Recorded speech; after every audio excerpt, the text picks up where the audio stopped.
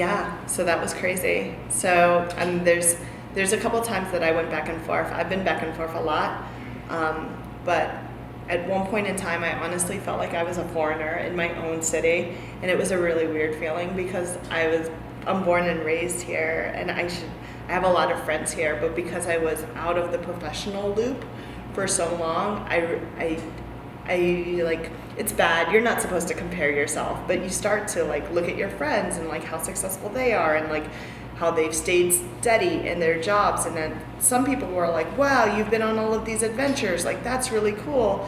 But like, they don't know that like how much money I was like actually making, or the fact that like it was really difficult for me to get a job, transition to get a job with that experience. So I actually applied to the Discovery Channel and I made it to the third round of interviews. And when I didn't get the job, I was severely crushed. Like, because I was just like, why not? I was so close.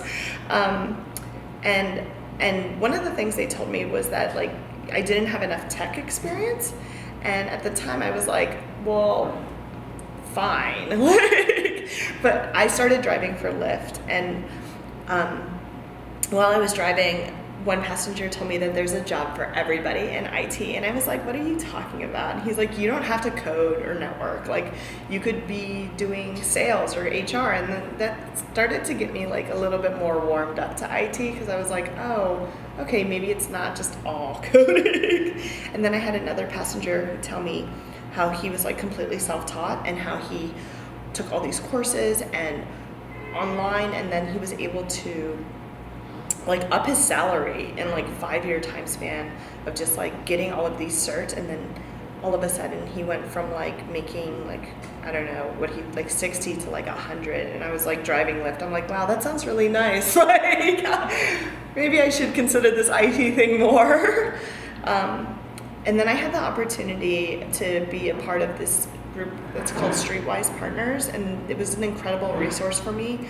What they did was provided professional mentorship, and being like given the opportunity to be in that kind of situation was something that I really needed, because I felt like a foreigner. Also at the time I was like, I just recently gave birth, so there's like postpartum, I'm like having career crisis. So being surrounded by just like this really loving environment was exactly what I needed. And they gave me SMART goals and like tried to help me like figure out what I wanted to do. So one of my goals was I wanted to figure out, where do I belong in IT? And then I also had a goal of like wanting to make like 60K in 2 years. And then what happened was I just kept asking people, you know, about like what do they do in IT. And if I heard IT as a Lyft driver, I would just be asking them questions. And one time somebody told me that his wife taught human computer interaction at the University of Maryland, and it's under the Department of Psychology.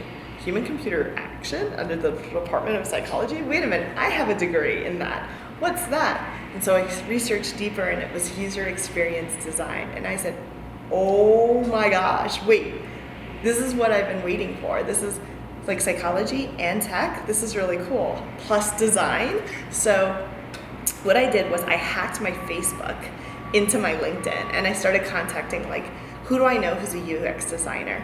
And I have a friend, her name is Mariam. She's really sweet. She told me about her experience as a UX designer, and at the time she was working for Geico, and she told me, hey, there's an AIG conference, DC Design Week. I have an extra ticket, like you should come. And I'm like, oh, cool, because up until that point I had just been like reading blogs and watching YouTube videos, but there's nothing like actually going into a workshop and starting to like play with the sticky notes and ask people like, what are the user problems, that you can like understand what design thinking is, or even UX and user research. So I was a part of this workshop, which was just an incredible opportunity for me to like actually go in hands-on. And some of the people that I met at the workshop I'm still friends with to this day. So it was a great opportunity for me to not only learn the basics of what UX design was, but also have the opportunity to network and meet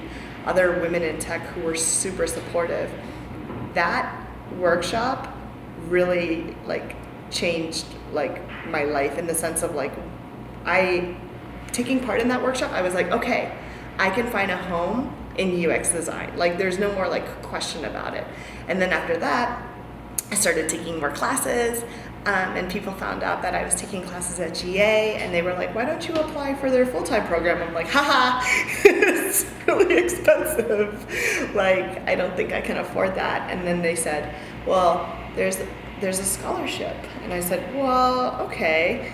And once again, thank God that I was a part of like this Streetwise partnership program, because having those mentors really gave me the confidence to apply for the scholarship, and I got the feedback from them, and I asked them to review my work, and so when I applied for the scholarship, I was just fortunate enough to get it, and immediately within 2 months of learning UX, I was already immersed in the full-time program and just like completely in it.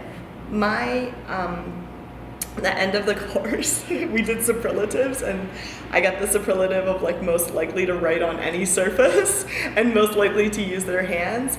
And something that my teacher said was that I was really inspiring to like the other students, and that I was able to like really encourage everybody.